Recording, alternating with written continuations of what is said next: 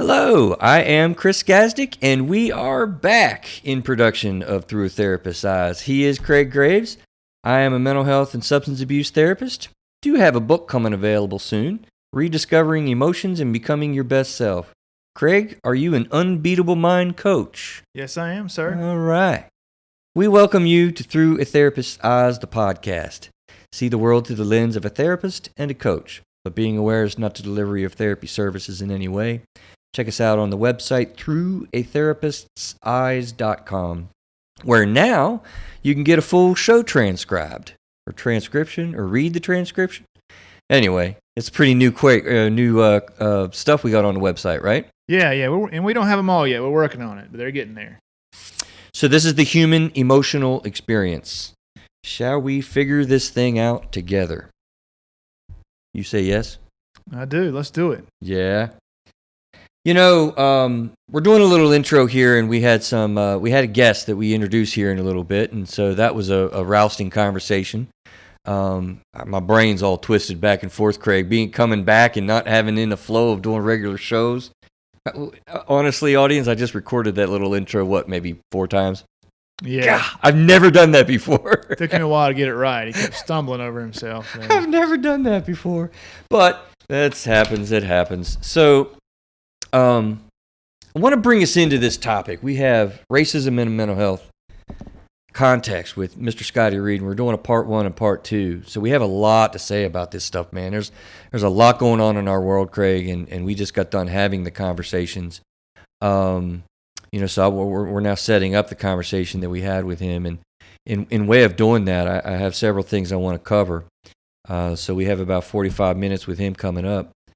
I did a pretty strong show prep for this show, Craig. I was really excited and wanted to do a good job on the issue of racism. And I looked at our shows because I like to highlight shows that we've done, episodes that we've done in the past that are really important, that factor into the show that we're currently doing, because this show is cool in that it builds on itself, man. I mean, there's so much to learn. There's so much to get. And I've never said this before. I've done that before, right? Cited past episodes. Yeah. Have you ever heard me say, likely all of the past shows apply to this show in one form or another? I haven't heard you say that, no. Right? But you're probably right now that I think about it.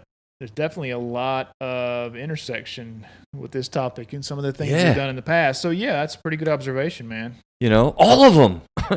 But I will go down and look at it. I said, episode 4, compound trauma, the real issue behind police shootings and violence. That's got to be listened to and understood from the context of this episode. Episode 72, fear, our friend or foe. Episode 54, your emotions are lying to you, or are they? Episode 13, stop a bully in 3 steps. We definitely talk about, you remember, Craig, during talking to Mr. Reid? Moral courage. Yeah, absolutely, man. What we need when we think we see a problem. Episode 40, conflict resolution in mental health. Episode 36, pulled in your forging mental toughness. You have to do that if somebody's putting prejudice on you. It's a lot of emotional skills to avoid falling into false beliefs about yourself, right? Mm-hmm. Episode 69, how to create hopefulness. Episode 63, stuck spots. What are they and how do we get out? Episode 81, domestic violence and discrimination with Estelle, California. You remember she talked about racism in that show. Do you remember that? Yeah. Yep. I don't have time because we have so much to cover today, but man, if you listen to her quotes about her experience of racism and prejudice and whatnot in our country compared to France, you guys really need to listen to that episode. Definitely. It blew my brain away to listen to her talk about that. Yeah. Did you think about that since we've been talking about racism? I haven't thought about that since we started talking. I haven't thought about that episode specifically, but I do remember that now. Does it not fit? It's fascinating. Yeah, it does fit. Big time. It definitely does. And then LOL, right? Episode 23. How do I access mental health? That episode. We definitely need that one if you're listening to this one. You know who Martin Luther King is, Mr. Graves? I've heard of him a time or two, yeah. I thought that it would be a really fitting thing to start out with Mr. Martin Luther King Jr.'s quotes to set up our discussion. Not so many people know about these quotes. They know about, I have a dream. And he goes on, and what a powerful speaker he was about those issues. I chose a couple of quotes otherwise, and I thought they're pretty fitting in what we're going to be talking about tonight. Quote, Science investigates. Religion interprets. Science gives man knowledge, which is power. Religion gives man wisdom, which is control. Science deals mainly with facts. Religion deals mainly with values. The two are not rivals. Unquote. I think that sets up an intelligent conversation that we're going to have with Mr. Scotty Reid. Second quote. The limitations of riots, moral questions aside, is that they cannot win, and their participants know it. Hence, rioting is not revolutionary but reactionary, because it invites defeat. It involves an emotional catharsis, but it must be followed by a sense of futility. Very powerful quotes, if you ask me, from our one Mr. Martin Luther King Jr., and I think that sets up our conversation with Scotty Reid, and now I'll give an introduction to him in a little bit. But I wanted to we didn't really get to a lot with him when we were discussing all of that, but I wanted to kind of set this up with a lot of editorials about our current issues we have in our area with a Confederate soldier and the monument that he has put a lot of effort into advocating for the removal and replacement of. So I wanted to go down through them because I think that they set up a lot of opinions, a lot of feelings that people have, a lot of emotions that people have. Because keep in mind during our whole conversation here, believe mental health to be in the direct center of all of this stuff. Not parallel, not secondary, a primary direct center hit shot on what's going on when we're talking about race relations and racial issues. It's feelings. It's powerful emotions. It's psychological dynamics that go on. And we're going to be talking about some of them. Okay? So setting it up, got a little bit of reading that I wanted to kind of go into. And you'll understand some of Mr. Reid's comments. You know, Scotty talked about his feelings and his experiences in what it is that we're trying to deal with insofar as racism.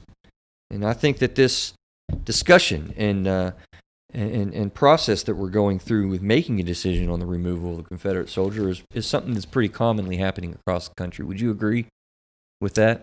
With what? Our situation of the Confederate soldier statue monument removal is very consistent with what's going on across our country. I would agree with that to some extent, yeah. Yeah, one of the interesting things that Scotty said is he's not trying to get rid of it or tear it down, but to move it. Yeah. Because he doesn't think the history should be forgotten. Whereas I have seen many statues on TV and the internet being torn down completely by people who are, emotional and rioting. And violent. That's not his mission, it doesn't sound like to me. And I thought that was very interesting.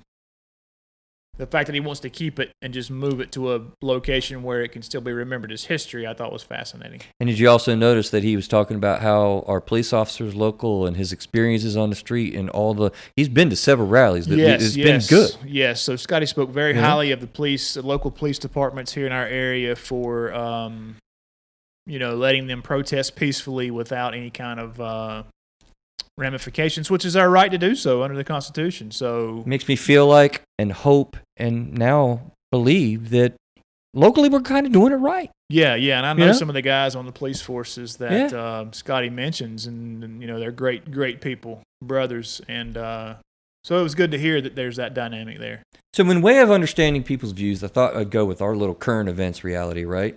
And it's a lot of reading, but I wanted to go through it. Sets up our conversation with opinions and feelings and emotions, which I believe indicate mental health is directly in the middle of these issues. Letter to the editor. Racism must end. Symbols of racist past must be removed. So this is a group that is paying a lot of attention to this removal and how they're looking at things. So this letter is in response to an opinion letter the Gaston Gazette ran on titled More Important Issues Than a Confederate Statue, written by Gaston County resident Bob Lancaster.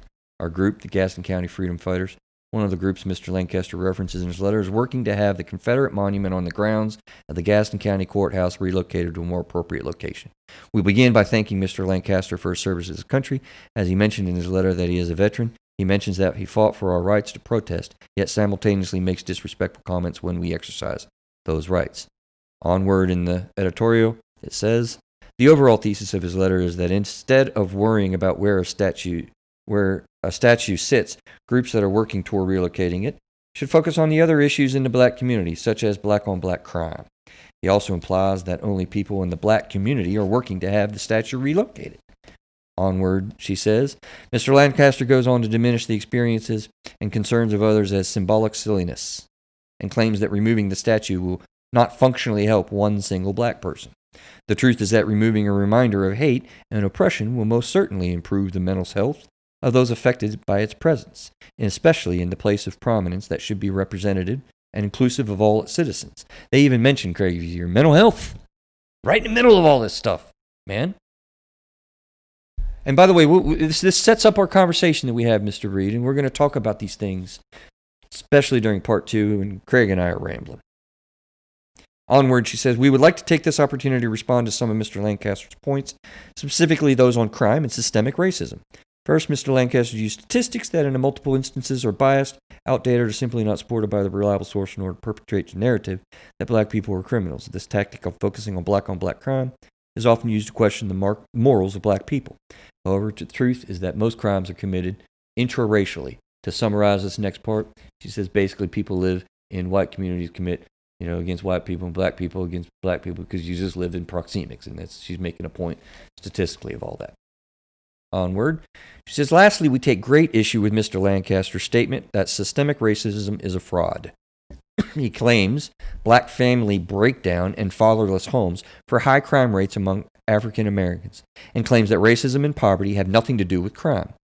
However, racism and poverty are directly related to crime rates, because systemic racism affects all of the following areas: the quality of education children receive in school, mass incarceration that disproportionately affects black people and black fathers, and underemployment in the black community, difficulty buying homes, voter suppression, and more. Mr. Lancaster admits only that individual racism exists, but fails to realize that individual racism, such as that of Confederate Vice President Alexander Stephens, more on that you'll see in a second. Below are some statistics about systemic racism. Oh, I messed it up. Such as that of Confederate Vice President Alexander Stephens, creates racist policies and systems that continue to affect black people to this day. And then she lists a bunch of statistics. And this will all be on the group notes, or the show notes, by the way. Right, Neil? He says yes. Moving on and wrapping her up. Finally, we would like to address the comment made by Mr. Lancaster regarding our efforts to relocate the monument. He stated that these efforts make racism worse, and that we need to, quote-unquote, give a little. In truth, we were being very diplomatic in asking for the statue to be relocated to a museum or a Confederate cemetery, instead of asking for it to be destroyed. We have not restored it to violence or destruction. Our goal is not division, but unity. If Mr. Lancaster or anyone else who is interested would like to have a kind, open-minded conversation with us, we welcome anyone to come to one of our protests or reach out to our group following the Gaston County Freedom Fighters on Facebook. And lastly, she says the relocation of the statue would be a fitting decision for our county and country and would show that our commissioners value and support all of their constituents. This statue represents a dead Confederacy whose main objective is going to war was to continue to expand slavery. This fact is corroborated by the American Civil War Museum, not to mention the Vice President. Listen to this, though, Craig. Not to mention the Vice President of the Confederacy itself, Alexander Stephens, who said, and they have a quote here, "Our new government is founded exactly upon the opposite idea. Its foundations are laid, its cornerstone rests upon the great truth that the Negro is not equal to the white man, that slavery, subordination to the superior race, is his natural and normal condition." They quote that, I guess, as being Alexander Stephens' cornerstone speech in Savannah, Georgia, March 21st, 1861.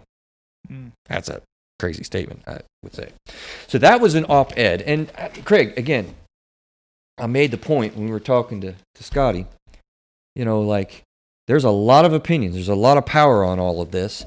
And I see this. I mean, look at all these, these editorials that are in refutation and back and forth on this issue. Letters to the editor. This is the next day from July the 11th.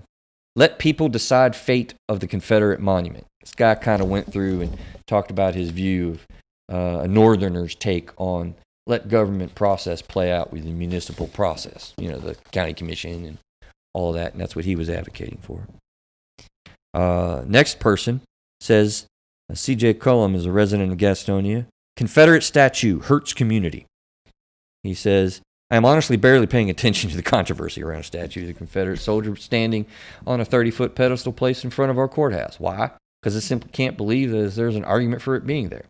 I'm not even going to argue the pros and cons of the Civil War, the reasons for war, your heritage, slavery, states' rights, none of that.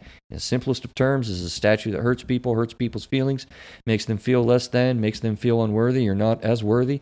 That alone should mean that it has no place in the spot that should speak justice, fairness, and equality.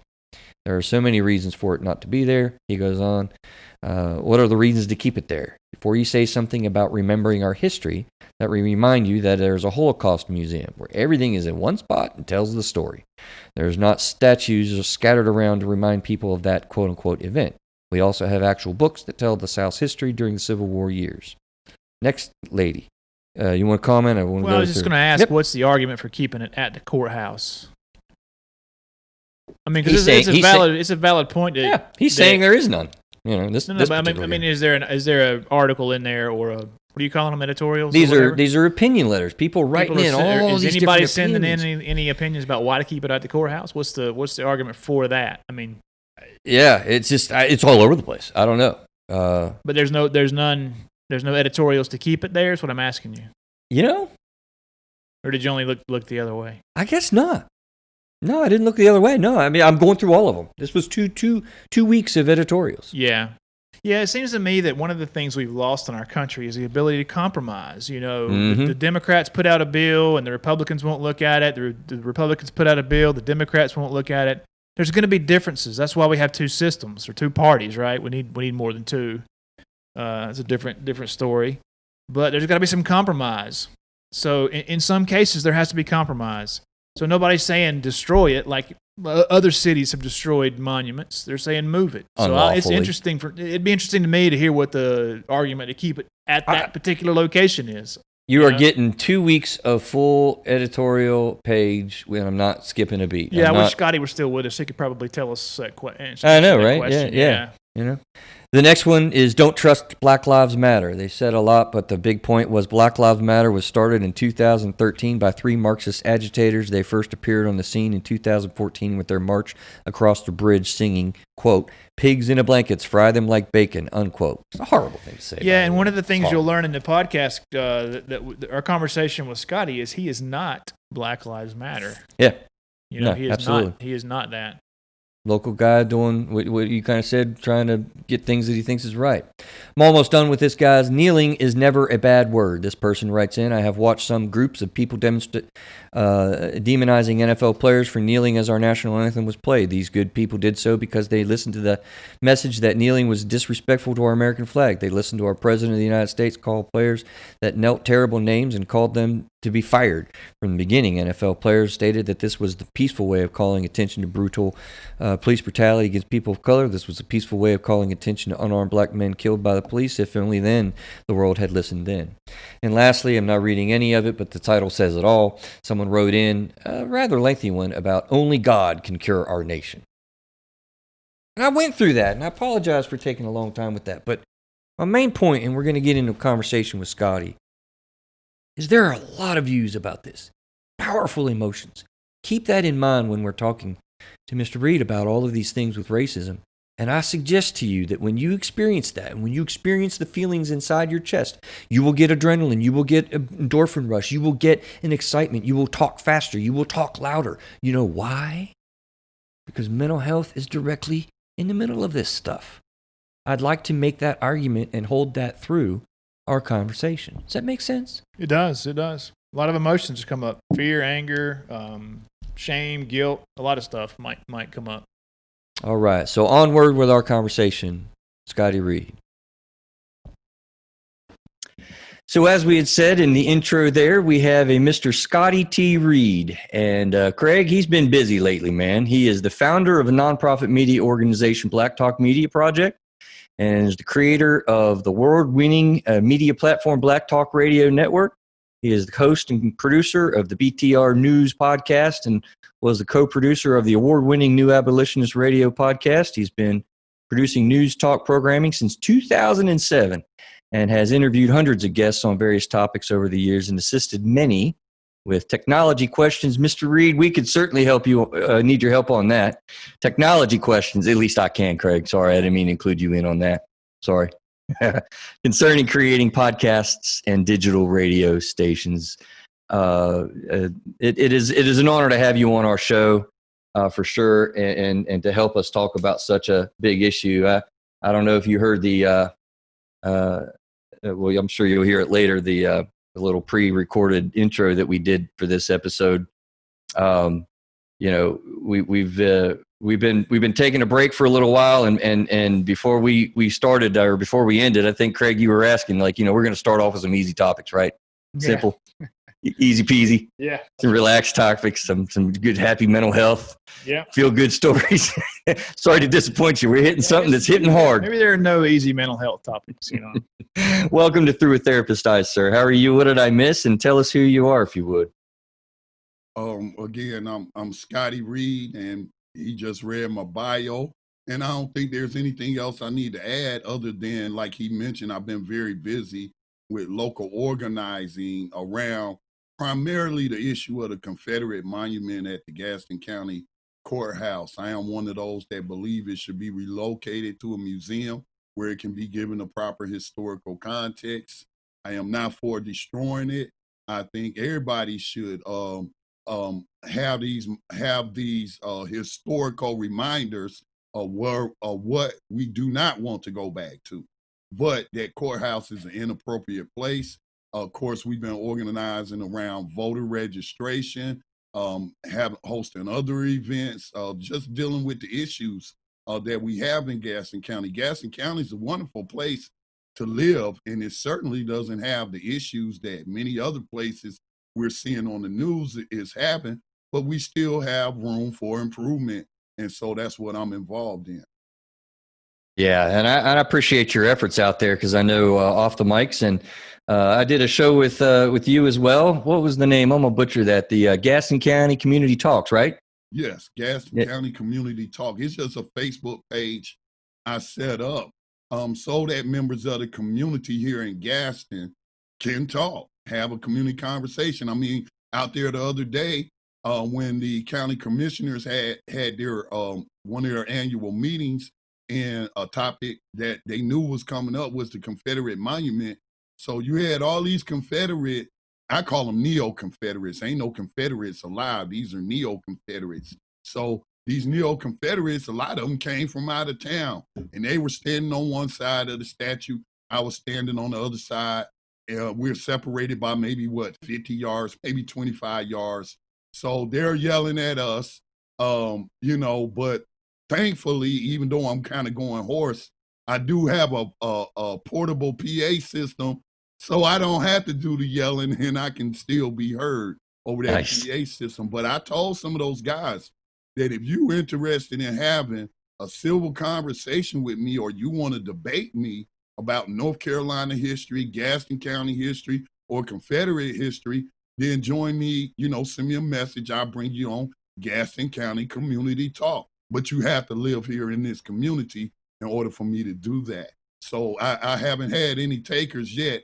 So I guess, not too many of them are confident of their knowledge on local history. Well, and I can attest to that, Mr. Graves, because that's exactly how I met Mr. Reid. I don't think I said on the intro, but I think I told you guys about it. Well, actually, I told our audience about the Mount Holly protests that I walked out of my office for. Remember all that, right? Oh, yeah, absolutely. Yeah, Absolutely. yeah. So, I mean, that's exactly what you said to me, and we have had multiple conversations since. I can attest to the truth of that. So, I appreciate that. You said I could call you Scotty earlier, I believe, right? Yes, you can call me Scotty. I mean, it's something that people don't do when in conflict very well, and we're going to talk about that. Is talk, have conversations and discussions. We tend to have a hard time doing that. I'll mention a word, Craig. You can't see it. Well, you can see him, but the audience can't see him. If I mention the word Trump, oh, he's stoic. You see, he held himself together. You mentioned Trump. You mentioned politics. You mentioned taxes. You mentioned religion. What's the old say? They say you can't talk about sex, religion, and politics, right? Yeah. We're breaking the rules. And I say that silly wise because we need to break those rules. We need to be able to have these discussions. And so I really appreciate it. It's one of the things I like the most about working with you these last few weeks is the fact that you're willing to talk and have intelligent and respectful conversations about things. That's something that's needed. Well, I've been doing it for it'll be 13 years in November. I've been running a talk radio network. So I think I ought to be able to, participate in intelligent conversations if I'm going to run a radio network. But then again, I don't know. Some of the stuff you hear coming on the radio today, I don't even think it's intelligent. I think it's more geared towards entertainment. Yeah, go ahead, Craig. You agree? Oh yeah, I totally agree. I totally agree. And I admire you for inviting people to have conversations with you, Scotty. I genuinely believe that that's the answer to a lot of problems that we have, man, is meeting people and talking through things that, and even at the end of the day, if you disagree on those things, you've at least learned something about somebody and how they feel and what their perspective on things are. And it's easy to sit behind a keyboard and mouth off and say hateful, evil things. But when you're in front of somebody, and having a conversation and you realize that person's just like you are, it's a whole different story. So I admire the fact that you invite people to have conversations with you. I really do. I mean, I can have them in person. For example, I told the deputies who, over the course of the past 3 months I've been out there, they know me. I know them. They've done nothing but their job in respecting and protecting our First Amendment speech rights. They ain't had no problem. Mount Holly Police, we didn't ask them to stop traffic for us, but they did so that we could cross the street safely. We didn't contact the Stanley Police in advance, but we know they watching us, so they, everybody knows when we have an event, because we put it on Facebook for everybody to know. But they didn't have to come up to us and then escort escort those who are marching, because they saw the threats that we were getting online. And so, again, over at the courthouse, I look over at Alamance County right now, and they're arresting people, okay? And they shut down protesting. And I thought the Constitution is sacred. And so, but that has not been happening in Gaston County, and I'm appreciative of law enforcement for respecting our rights. But I asked one of the deputies out there, who I guess he was in charge of the detail, I said, I want to debate, one of those neo-Confederates over there. So can one of them come to center court? I'll come to center court, and then we'll have this conversation. We'll have this debate in a civil manner instead of them yelling at us and what have you. And after a certain point, after the yelling, we just turn our backs to them, because that was really a community expressions meeting. Now, unfortunately, none of those neo-Confederates took me up on my offer, but they tried to send, I'm just going to refer to him as a very confused and somewhat uneducated black man, to debate me about a neo-Confederate statue and white supremacy and racism. And I was not going to fall for that. What would the optics look of two black men arguing over whether a neo-Confederate beacon of white supremacy should stay on courthouse property or go? That would have been insane for me to participate in something like that. But I just thought it was funny that none of them would take up the offer, but they was willing to send him, and he was willing to do it. But I was not out there to entertain people. I was out there to educate people. Most of my events, when we're speaking, we're educating. We're just not out there to be yelling. We're educating people about voting rights. We're educating people about the fact, like somebody, made a Facebook post who was out there, and she said, did y'all know that slavery was never abolished?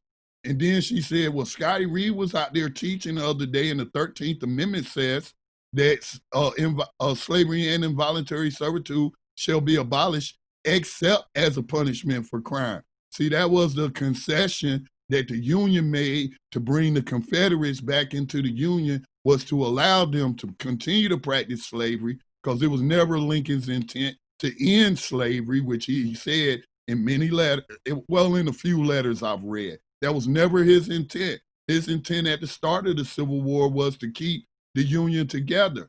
And so to bring them back together after the Civil War, they came up with that what we call a loophole or the exception clause of the 13th Amendment.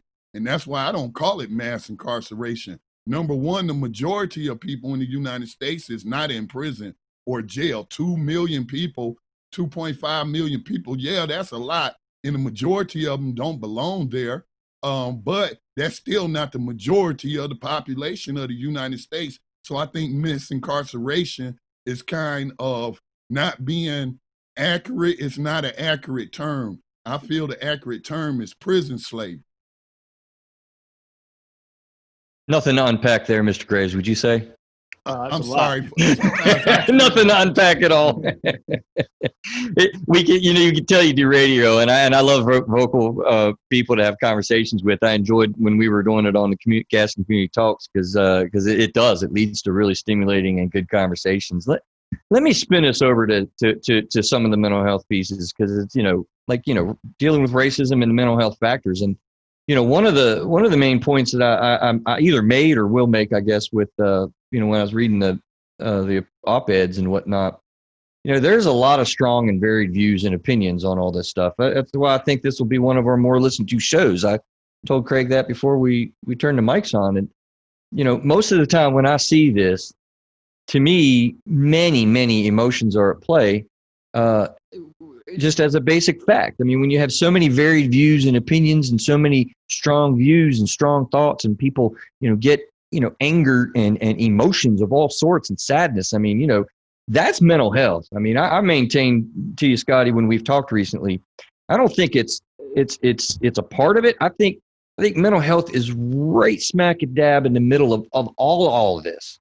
And it's very powerful and poignant for people. As an example, let me spin us to talk about a particular word that I know you're going to be familiar with. And to do this, Craig, I'm going to set you up, man, if you don't mind. Oh, I'm going to set you up. I like to try to belittle him because he likes to introduce me to people that don't know me, such as you, Scotty, I guess, by telling people where I come from. And he's got this, it's hysterical. It's going to make you roll. Go ahead. Tell him the joke. Craig, the joke we've heard maybe. Yeah, I used to get a hard time for telling this joke, Scotty, and now he insists that I tell it. So Go ahead. Chris is from West Virginia. So how do we know the toothbrush was invented in West Virginia? I might say something derogatory. I don't want to say that. Why would you do that? What? Something stereotypical. I know, right? Right? So go ahead and give me the punchline. The audience has never heard the punchline, Craig. They're going to be shocked at this. Otherwise, it would be the teeth brush. Yeah. The teeth brush. Yeah. Teeth brush. Now, look.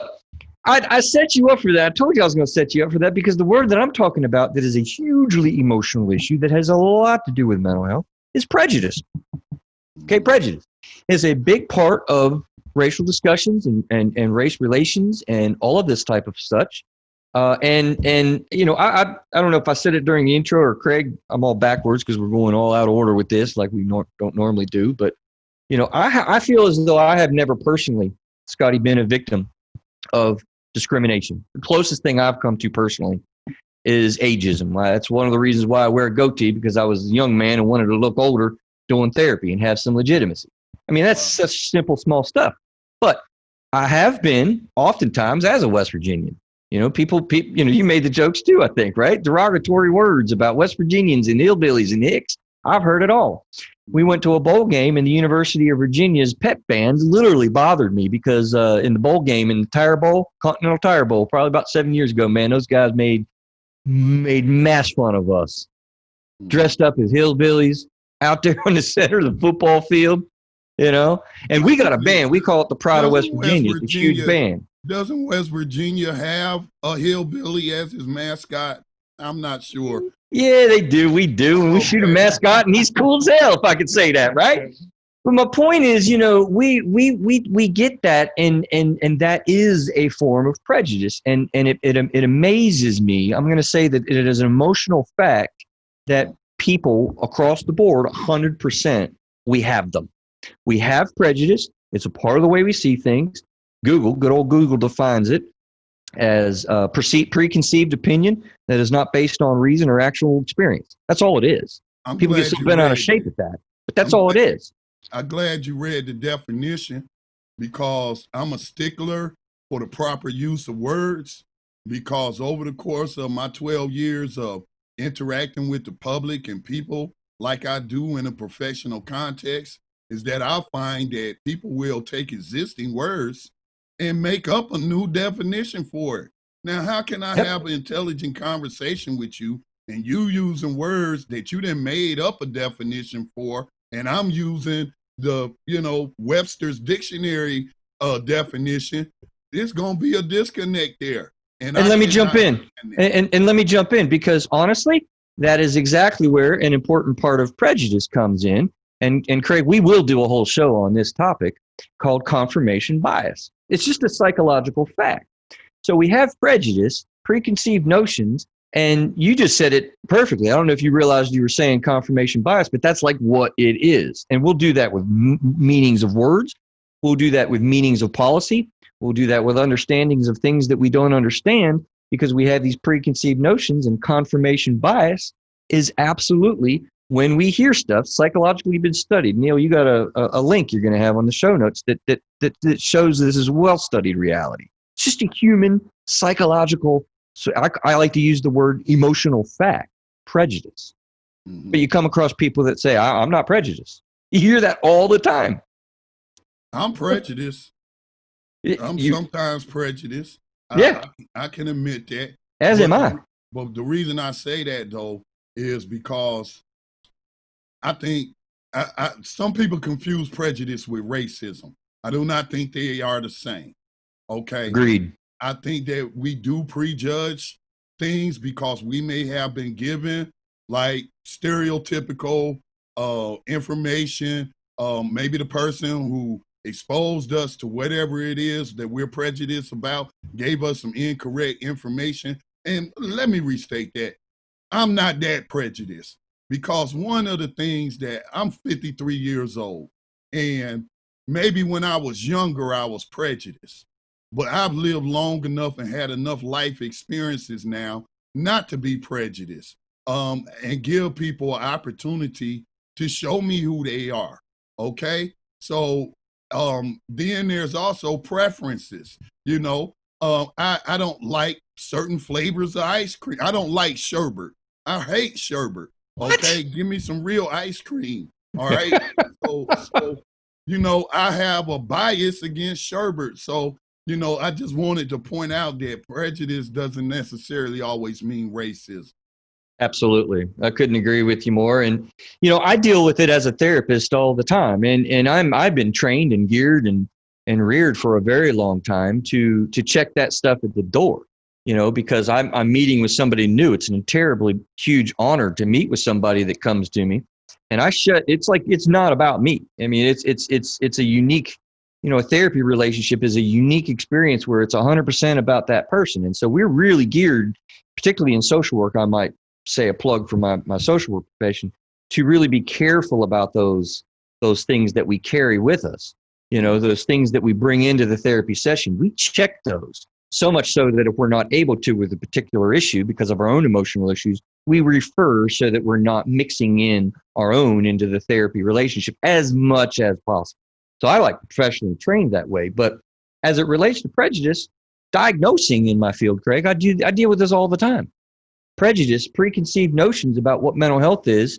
Somebody will come in, and if we look at this in the case of depression, for example, they are wanting to feel better, but their preconceived notions about why they're not feeling okay are present, and I have to deal with their prejudice, if you will, their preconceived ideas about why they feel the way they feel, look at a symptoms list, provide some education, and look at why they see confirmation bias as well, the world as a negative and dark place. It's because I can diagnose them with depression.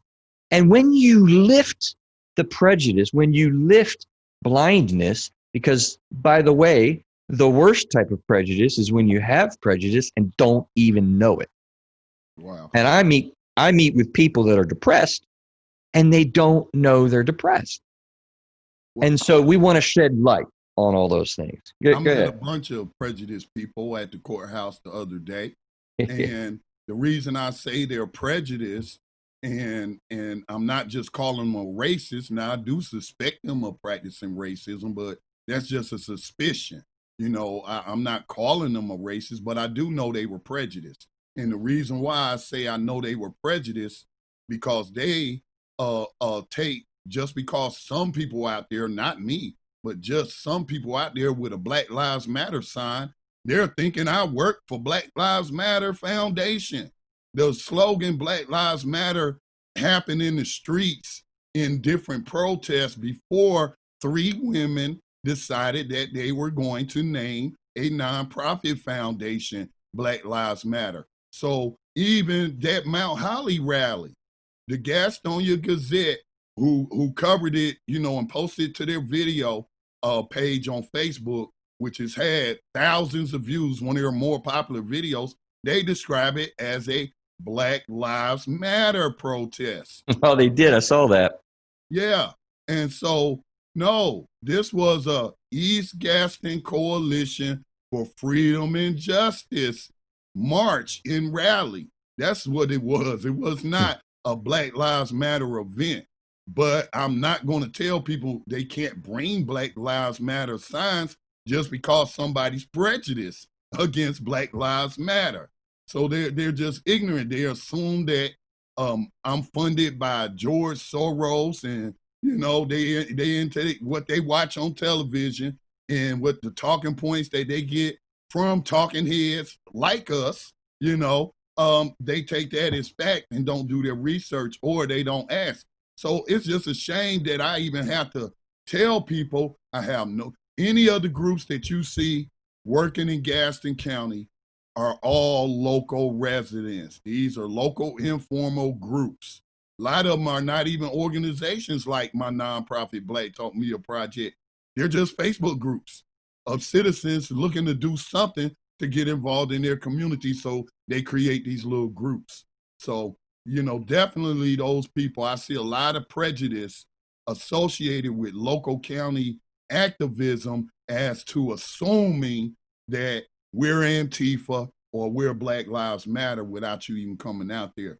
And then like when we post an event in a Stanley Town Hall, which they kicked me out for reasons that I can't explain, when all I'm doing is posting upcoming events, and then posting the video and the photos of those events that we just had in Stanley, where the overwhelming response from the members, who I assume all of them live in Stanley, but I shouldn't assume that, because I don't live in Stanley and I live there, but one of my daughter does, and we were getting positive. And one of the ladies came out there because they were saying, oh, these are thugs, these are looters, they're going to tear up Stanley and all this and that, in addition to some of their violent threats.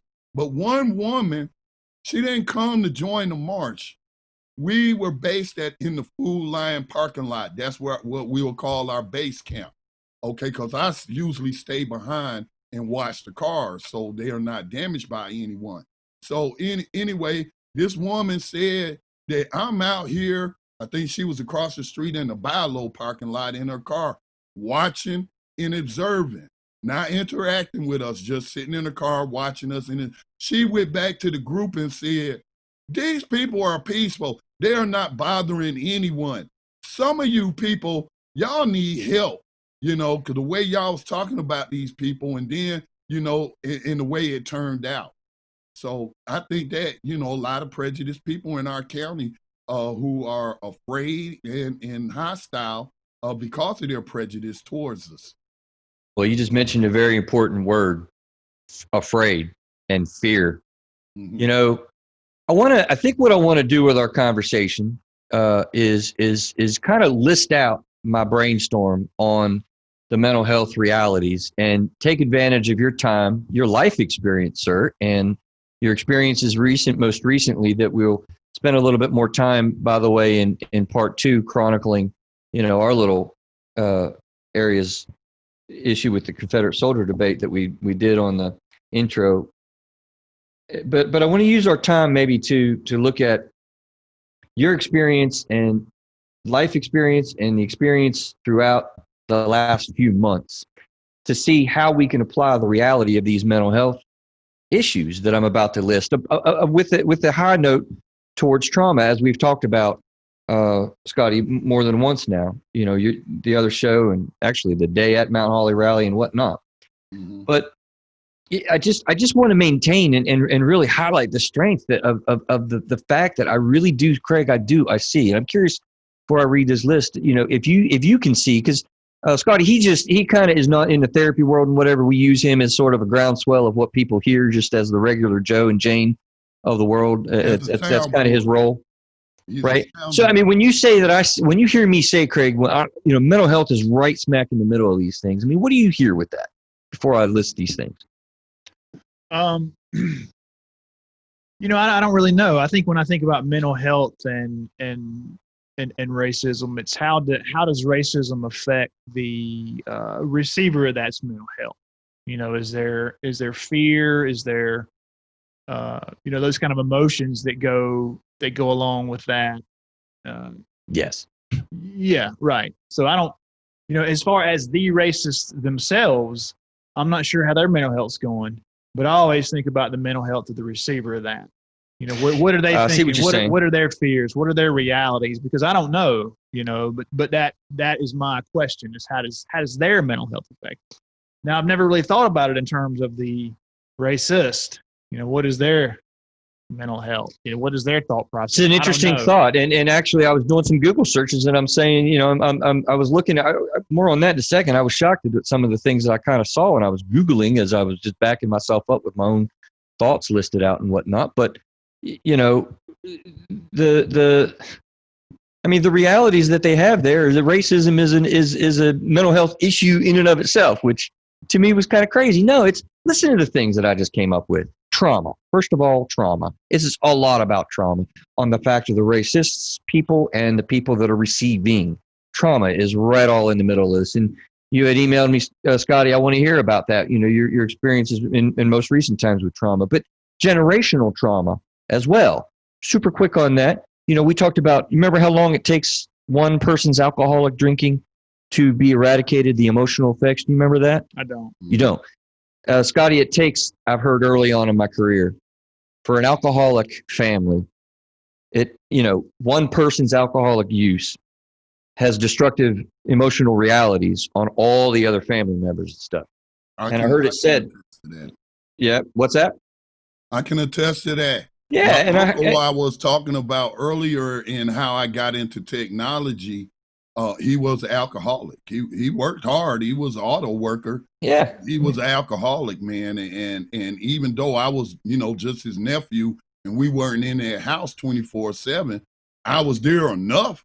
And of course, I can see how it impacted my other cousins, his family. Yeah. And early on in my career, it was said that it takes 3 generations of sobriety to eradicate the emotional effects of one person's alcoholism in a family. I mean, that's crazy. Wow. I didn't believe it at first in my career, but I totally believe it now. So you got the generational trauma effects. You got trauma. I listed out in my mind trust issues, trust issues, receiving racism or perpetuating it. Fear. I wrote fear. What we don't understand or that which is changed or different than what our own experience has been. Fear is a huge part of mental health or racism in mental health. Guilt and shame-based feelings, anger's expression, rioting versus talking. How good do we do when we get all worked up? I made a note, Craig. Do you think we do really well when our amygdala's all fired up? Definitely not. Right? Conflict resolution. How do you deal with stuff? Listen to the show on how to deal with a bully. And that was, Scotty, that was just, 3 minutes of my clinical brain kind of listing out what things are primary in mental health that we also see playing out in racism. And that, I could have kept on going on and on and on, I feel like. As y'all were speaking, when you mentioned like racism and mental health, the mental health of the person who's practicing the racism. So let's assume that the racist we're talking about is a white supremacist. I do not believe only white people can be racist. I believe anybody can be a racist if you actually know the definition. In my own community, I have issues with people saying, well, black people can't be racist because we don't have any power, or what they mean is political power. Well, it doesn't say that in the Webster definition that you got to have political power to believe that your race is superior and all other people of other races are inferior. But as y'all were talking about that, I was thinking, well, absolutely, a person who believes in white supremacy has a mental health problem because that's a delusion, in my opinion. We can definitely get delusional. Yeah. I mean, just to spend a minute on that from a clinical perspective, honestly, people, that's psychosis. That's a form of psychotic behavior. Okay. Delusions are thought processes or beliefs that aren't real, or you have auditory, tactile, sensory experiences that are not real. The difference between reality and non-reality, the people that we serve and clinicians ourselves, I heard a guy quoted many years ago, I've quoted him hundreds of times since, no thicker than a piece of dental floss, because we can believe things that are not real very easily. You can become full-blown psychotic just by not sleeping for 3 days. Craig, you talk about the media a lot. We get fed stuff, and we actually can become delusional. It's got a big smile and wants to comment on that, right? Well, I mean, I agree with you. You're right. It's that's how easy, we can get. There's a whole other concept of groupthink. You're a part of a group and you hear something and it just sways you all the way to the polar sides of that group. So like I said, Scott, I could go for hours or not hours, but I can go for the whole hour listing different mental health factors. But what do you hear in all of that, sir? The people that, and understand and people that you've been around in your life experience and particularly the last 3 months, what do you hear and what have you seen of all this in that? Well, for example, not long ago, I was in where I actually helped produce. I'm an executive producer. Well, I shouldn't say that. I'm the technical producer of this program called Conversation Reparations, which is a program that I helped another person put on our network who is with this organization called NCOBRA. They actually wrote the bill or help write the bill that's in front of Congress, and Congress been debating about reparations, H.R. 40, and I forget the Senate version name. But as I have been observing just out there in the streets recently, and then all throughout my life, black people acting, let's just say people accuse us of always being loud. Oh, those black people so loud. And all this and that. When we get triggered, yes, we can get loud. I've been accused of that many times, right, Craig? I think that's pretty much anybody. Once something has triggered you emotionally and what have you. But I believe that if reparations is passed, it has to include a mental health component to that. I need mental health treatment. I'm not ashamed to say that, man. It's been very stressful. Like I tried to explain to somebody. For example, pause right there if you would, real quick. Because that's a big statement, and I'm going to tell you, I really appreciate that statement, and I think people need to hear and understand that. I can attest that I need mental health treatment as well as a therapist. And there was a day and age where I wouldn't be caught dead saying that. I was feeling so insecure and weird about that. Like, dude, therapists do not get therapy. Okay. They need it though. We do. And I'm going to say that in the last 10 years, specifically thinking about just off the cuff, black, young and older black men, probably more younger than older, but I have seen a tremendous increase of people sitting in my office, and it's fantastic. So thank you for that. I just wanted to highlight that. Oh, no doubt. It's very stressful. I don't think some people recognize how stressful it can be being black in such a society. For example, my teacher, not my teacher, my grandson, one of his teachers, my grandson just like turned 9 years old. So my grandson perceived that he was being mistreated. Now he's in a predominantly white public school. He perceives that the teacher is mistreating him. He doesn't know why. Okay. So we have a parent teachers conference. Of course, his mother was there, but I always go. You know what I'm saying? And not only does he have his mother there, he has his grandfather there. Then he's going to have his great grandmother there. Because we all that's just how my family move. We co-parent. It's not just the mama and the daddy. It's the aunts, it's the uncles. It's just really our community. I was going to say, it takes a village. Yeah. So I don't know this woman. This woman's not from around here. Now the principal's sitting there too. The assistant teacher's sitting there too. So I let my daughter and them say what they had to say, and I started asking her questions. I started interviewing her. I asked her, well, what are your thoughts on, well, first of all, I asked her, where did you grow up? Where did you go to school at? What do you think about the Confederate monument? Then she kind of started getting hysterical. And she was like, well, I don't answer political questions. That's not a political question. That's a moral question in my mind. And then this woman started crying, man. She was like, how dare you accuse me of mistreating a child? I ain't accused you of nothing. I just asked you some questions so I can figure out what your state of mind is and know a little bit more about you. I don't make accusations without proof. I didn't tell her this, but, I'm just telling y'all. Right. In hindsight. And so anyway, when we left there, I went outside first and the principal came behind me and she was like, I support everything that you did. Because she got it. You know what I'm saying? She got it. Number one, and I'm not going to say where my grandson goes to school, but when we went in there was a man on the wall, a big giant mural of a man on the wall. So I looked this man up, and this man was a white supremacist slaver. You not think I'm gonna feel some kind of way about that? That we're holding up these type of people as role models or what have you for children. Now, of course, those elementary school children are not gonna know. You know what I'm saying? And I doubt most parents who walk in there would have took the time like I did to look this man up on my phone and see who he is. Apparently, he was one of Stanley's founding fathers. But that's stress. That's stressful.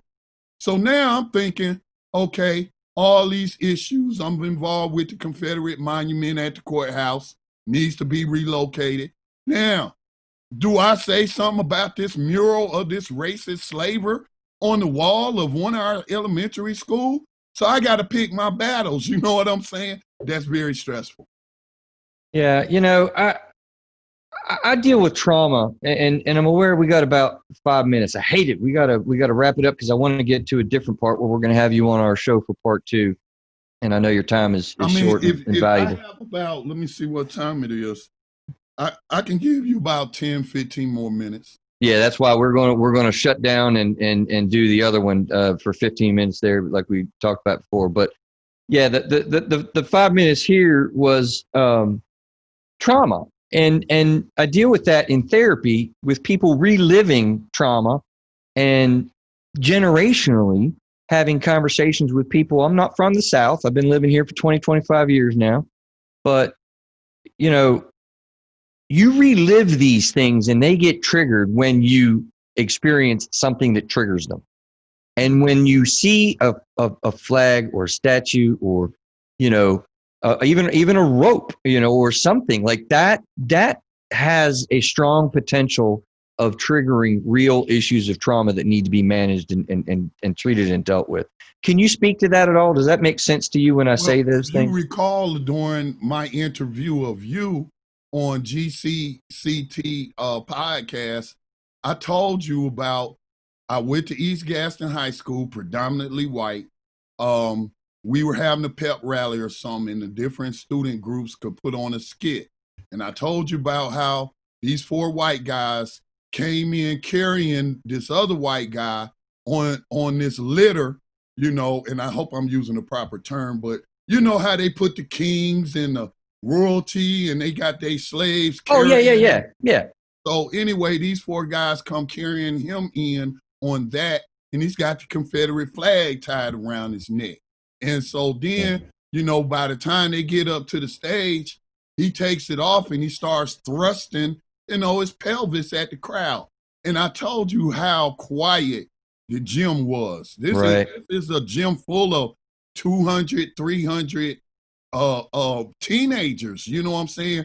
And you would have thought if you made the wrong assumption that those boys would have got a lot of applause. But that kind of surprised me that not another single white student gave them any applause, gave them any cheers. And we just was just standing there with this disgusted look on our faces because everybody know what that meant, what they were saying with that display. So, yeah, I still remember that. And so, when we had our conversation, that's still in my mind. You know what I'm saying? That experience. And it could be visceral, and it's re-experienced, and the amygdala fires, and your cortisol flows through your body. I mean, like the body, human beings, we've talked about trauma, Craig, on the show before, have physical reactions to all of this. It's a real thing. Let's wind ourselves down. We'll do an extra, Craig, and we want to talk to you for the part 2. So we're gonna fire it down. So that's kind of an abrupt end to part 1 there, Chris. Oh, sorry, I really screwed that up. What do you think there? Yeah. We were just talking about it before you turned the mic on for the extra, and I'd usually do a better job, have a nice long pause space for you to find and cut it right. So that was a good conversation. I enjoyed talking to Scotty there. A lot of takeaways for me on that. As I said in the beginning, his goal is not to tear that statue down, but to move it, which I thought was very interesting, to a museum or some place where the historical context could be taken in, I guess. He also made the point that he's not BLM, that he's what's the name of his organization again? I know we said it in there, but I don't remember what it is off the top of my head. You remember what it was? Black Talk Media Project, creator of award-winning platform Black Talk Radio Network, BTR News Podcast. The guy likes to talk on radio. He's like a bona fide media guy. Yeah, we're gonna include a link to his show in our show notes. And again, the relationship he seems to have with the police department, I thought was awesome. So there was a lot of good things there that Scotty brought up. What are your thoughts? Well, I'm going to give you a whole lot more thoughts in part 2. I'm going to be abrupt again and say, let's take it out of here. We're going to see you next week because I got a whole lot more to say, and Scotty comes back with us with, what's the answer to racism? We kept him for a little bit longer. It's why we had to chop everything up because I really wanted him on part 2 to do that. So we got a lot more to say. Yeah, I want to come back, and I hope he comes back. I'd like to dig a little deeper on his prejudice versus racism comments and go a little deeper on that topic. So yeah, we'll have him back, and there is more in part 2. So we'll just jump over there to that now. Greg, I'm gonna take it out of here by asking. Listen, we want to grow the show this year, guys. We really do. We need your help. We need a call to action. You need to subscribe to the show that downloads the show, even if you listen to that particular episode, and really refer the show to a friend. You can find us on all the platforms. We're going to be adding even Podbean, I think, and a couple other ones that are smaller that we haven't been on, but we're doing a lot of cool things. Help us grow, and we'll see you next week on part 2.